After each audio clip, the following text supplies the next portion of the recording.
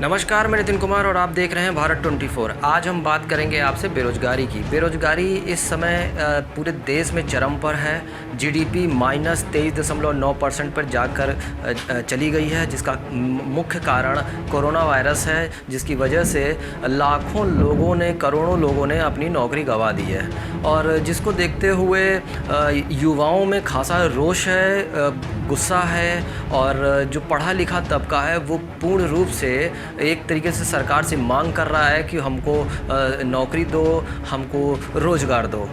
Hello everyone, हमारे SSC और government से यही अपील है कि जो 2017 की ज्वाइनिंग रुकी हुई है, 2018 का रिजल्ट नहीं आ रहा है, ये सब जो समस्याएं 3-4 साल की पूरी प्रोसेस हो रही है, इस सबको बंद करें और सिर्फ 1 साल में ही अपनी एग्ज़ाम्स कंडक्ट करवा, उसका रिजल्ट भी दें। और बाकी जो ज्वाइनिंग भी है 1 से 1.5 साल के समय में ये प्रोसेस होना चाहिए, क्योंकि जो नए बच्चे हैं उनके लिए काफ़ी ज़्यादा मुश्किल हो रहा है। क्योंकि पुराना जो बच्चा 2017 के एक्सपीरियंस और 2018 के, वो लगातार एग्ज़ाम 2-3 साल से एग्ज़ाम दे रहा है अपनी रैंक इम्प्रूव करने के लिए।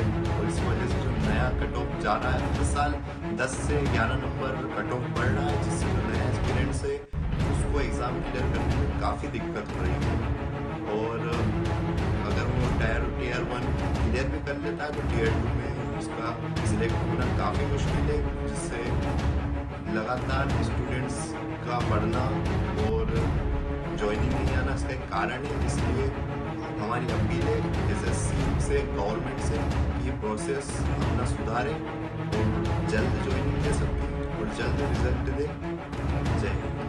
सोशल मीडिया में जो ट्रेंड इस समय कर रहा है वो स्पीकअप के नाम से आप देख सकते हैं। ट्रेंड जो पिछले 2-3 दिनों से बहुत ज़्यादा ट्रेंड कर रहा है। लगभग 35 लाख लोगों ने इसको ट्वीट किया है, रीट्वीट किया है, जिसको लेकर खासा चर्चा का विषय बना हुआ है। अब सवाल ये है कि सरकार रोज़गार के मामले में क्या अहम फैसला उठाती है, ये भी एक बहुत बड़ी चिंता की बात रहेगी। क्योंकि जिस तरीके से सीजीएल एसएससी सीजीएल 2018 में इन्होंने जो एग्ज़ाम कराया था, उसका ना तो अभी तक रिज़ल्ट डिक्लेयर किया गया है, नियुक्ति की तो बात की बात है। लेकिन सरकारी विभाग में जो भी एग्ज़ाम कंडक्ट कराया जाता है, उसकी नियुक्ति इतनी देर में क्यों होती है? या एक एग्ज़ाम रेलवे का, एसएसबी का, या कोई भी आप एग्ज़ाम करवाते हैं तो उसकी नियुक्ति में 2 से 3 साल क्यों लग जाते हैं? ये भी एक बहुत बड़ा प्रश्न है। सोशल मीडिया में तमाम तरीके के छात्र छात्राएँ अपने मन की बात कर रहे हैं, और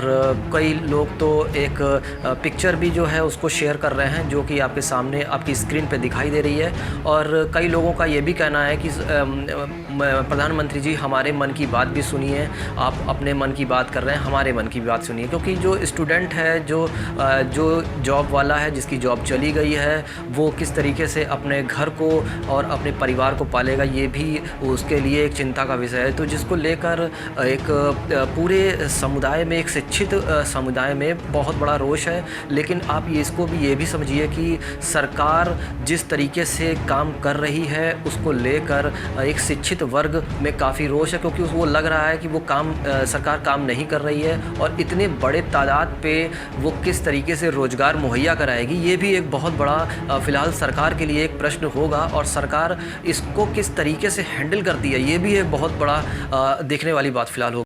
संस्था सेट नहीं हो पा रही है। कमाल है साहब। क्या एसएससी सीजीएल वालों के जिंदगी में सिर्फ पीटी या मेंस है, या कोई फाइनल रिजल्ट भी है? उनका कोई भविष्य भी है, या फिर सिर्फ चोचलेबाजी है?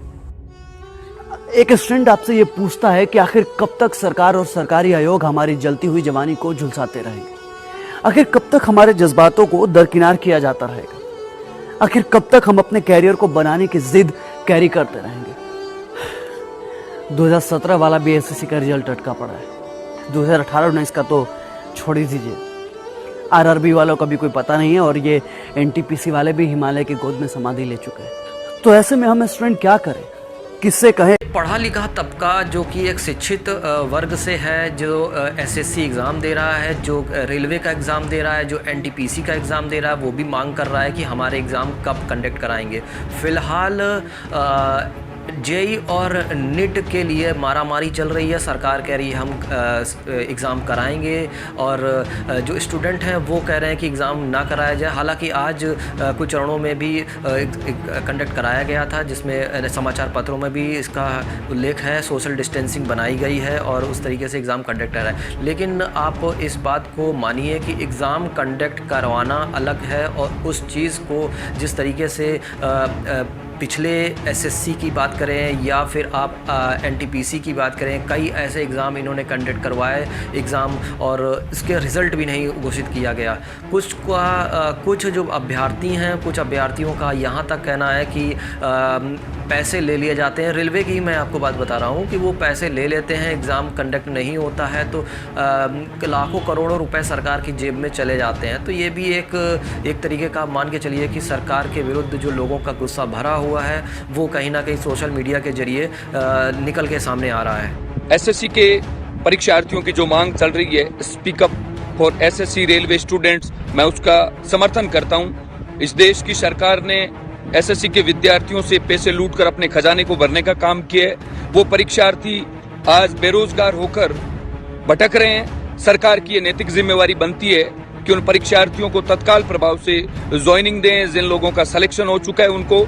और सरकार इस आर्थिक मंदी के दौर के अंदर नौजवानों की भावनाओं को समझे। सरकार इस देश के नौजवानों को कमजोर नहीं समझे, नहीं तो मजबूरन देश के नौजवानों को हाथों में तिरंगे लेकर सड़कों पर उतरना पड़ेगा और अपनी ताकत सरकार को दिखानी पड़ेगी। सरकार विद्यार्थियों को सड़कों पर उतरने के लिए मजबूर नहीं करें और तत्काल प्रभाव से एसएससी रेलवे के जो विद्यार्थियों की मांग है, परीक्षार्थियों की जो मांग है, उसको पूरा करने का काम करें। जय हिंद, नमस्कार। इस तरीके से बेरोजगार जो अभ्यर्थी हैं, आप मान के चलिए कि जो बेरोजगार हो गए हैं, जो अभ्यर्थी एग्ज़ाम देना चाहते हैं 2 साल 3 साल 4 साल 5 साल से जो मेहनत कर रहे हैं, उन अभ्यर्थी जो उनका क्या होगा, वो एक तरीके से ये मान के चलिए जब उनसे हमारी बात हुई तो उन्होंने कहा कि हम कितने साल तक एग्ज़ाम देंगे लेकिन उनका रिज़ल्ट ही नहीं आता है। मेन रिज़ल्ट का है, कुछ नियुक्तियाँ नहीं होती हैं कुछ, तो इस तरीके से देने से क्या फ़ायदा होता है। तो ये एक बहुत बड़ा सवाल है सरकार के लिए भी कि एक एग्ज़ाम कंडक्ट कराने के लिए और नियुक्ति तक का प्रोसेस तय करने के लिए 3 साल तक लग जाते हैं। ये ऐसी प्रोसेस, इस ऐसी व्यवस्था से क्या लाभ मिलेगा, ये भी फ़िलहाल एक देखने वाली बात होगी आगे, क्योंकि जिस तरीके से शिक्षा नीति में बदलाव इन्होंने किया है तो इनको एक तरीके से जो ये नियुक्तियां करने, इसका प्रोसेस भी एक शॉर्ट होना चाहिए और इस पर भी सरकार को ध्यान देना चाहिए। गरीबी से नहीं चलता। जब एक गरीब के घर में बच्चा रो रहा है, उसका बेटा बोल रहा है पापा मुझे रोटी दे दो, दूध दे दो पीने के लिए, तो वो ये नहीं बोलता बेटा we are one of the largest economies, हमारा जीडीपी बहुत ज़्यादा है, तू रोटी का क्या करेगा। भाई गरीब के घर में रोटी और बेसिक सुविधाएं पहुंचनी चाहिए। एक जो आम सी रिक्वायरमेंट है एक बंदे की, इनकम मतलब एक लाइफस्टाइल के लिए उसको कुछ तो रुपए चाहिए ना। घर में एक जवान बंदा बैठा है, वो नौकरी लगेगा तब वो कुछ रुपए पैसे लेकर जाएगा, कुछ बेसिक नीड पूरी करेंगे। और सरकारी नौकरी में कितनी तुम लाखों की तनख्वाह दे रहे हो, जितनी तनख्वाह देख रहे हो, मुझे उससे कोई प्रॉब्लम नहीं है, लेकिन ये है कि वो तो ठीक से दे दो, वो नौकरी तो ठीक से दे दो। कोई भयानक ऐसी चीज़ थोड़ी है, वो नौकरी तो दे दो ठीक से, उसका प्रोसेस तो तुम ठीक से करवा दो। जब जनता से सपोर्ट मांगा है मोदी जी ने, मतलब जितने की उन्होंने उम्मीद ना की होगी ना, उससे ज़्यादा सपोर्ट उनको मिला है। नोटबंदी में भी और डिमोनिटाइजेशन में, डिमोनिटाइजेशन बोल रहा हूँ, कोरोना के टाइम पर भी। और आत्मनिर्भर की बात है तो डिमोनिटाइजेशन जब हुआ, जब लोगों के धंधे ठप हुए, कितने लोग, जब जीएसटी लगाकर इन्होंने नाक में दम कर रखा है बिजनेसमैन लोगों के, या बहुत सी ऐसी। जहाँ एक और जो स्टूडेंट हैं अपनी मुहिम को चला रहे हैं, सोशल मीडिया पे चला रहे हैं, ट्रेंड करा रहे हैं, ऐसा आप देख रहे हैं 35 से 40 लाख ट्वीट किए जा चुके हैं, लेकिन सरकार के कानों पे जूं रेंगेगी नहीं रेंगेगी ये तो फिलहाल आगे आने वाला वक्त ही बताएगा। लेकिन जिस तरीके से स्टूडेंट अपनी मुहिम को आगे बढ़ा रहे हैं उसको आप देख के ऐसा ही लगेगा कि क्या स्टूडेंट के साथ में सरकार है या नहीं है, या सिर्फ जो युवा है, युवा को केवल एक वोट बैंक की तरह सरकारें यूज़ करती चली आ रही हैं। तो ये भी एक है चीज़ें। आपने देखा होगा कि पीएम मोदी का जो मन की बात इन्होंने करी थी उसको डिसलाइक भी बहुत ज़्यादा आए हैं। तो ऐसा अनुमान लगाया जा रहा है कि युवाओं का जो गुस्सा है वो इनके ट्वीट जो इनके थे, जो वीडियो था यूट्यूब पे, जो वीडियो था उस वीडियो पे इनका जो है गुस्सा इन्होंने उतारा है। तो लाइक से ज़्यादा डिसलाइक इनके वीडियो पर आए। सरकार को भी ये सोचना होगा कि जो पढ़ा लिखा युवा है आखिर क्या करेगा, उनकी टोल आर्मी में ज्वाइन करेगा या उनको सरकारी नौकरी। फ़िलहाल सरकारी नौकरी अब सरकारी नौकरी नहीं रहेगी क्योंकि सभी का निजीकरण किया जा चुका है। तो लोगों को भी ये सोचना चाहिए होगा कि अब सरकारी नौकरी नहीं मिलेगी क्योंकि सब कुछ निजी हाथों में दिया गया है। आरक्षण उसी के हाथ पे ख़त्म करने की कोशिश की जा रही है। तो आप इस चीज़ को भी इस तरीके से देख सकते हैं कि आप सरकारी नौकरी के चक्कर में मत पड़िए क्योंकि सरकारी नौकरी अब रहेगी नहीं, क्योंकि इनके जितने भी लोग हैं वो सारे सरकारी नौकरी जो कंपनियां हैं उनको ख़रीद लेंगे। तो ये था खास बेरोज़गारी पर एक ख़ास प्रोग्राम जिसको लेकर जो ट्रेंड इस समय चल रहा है, सोशल मीडिया पे जो ट्रेंड चल रहा है उस पर हमने आपको अवगत कराया, आपसे बात करी, आपसे संवाद करने की कोशिश करी। आपके कोई सुझाव हो तो आप ज़रूर हमारे चैनल पे नीचे जो कमेंट बॉक्स दे रखे हैं उस पर सुझाव ज़रूर दीजिए। अगर आपको हमारा वीडियो अच्छा लगता है तो शेयर ज़रूर करिएगा और बेल आइकन बजा के उसको सब्सक्राइब ज़रूर करिए, बेल आइकन बजाइए। तो मिलेंगे फिर कल एक नए वीडियो पे और एक उम्मीद करते हैं आपका दिन अच्छा होगा। नमस्कार।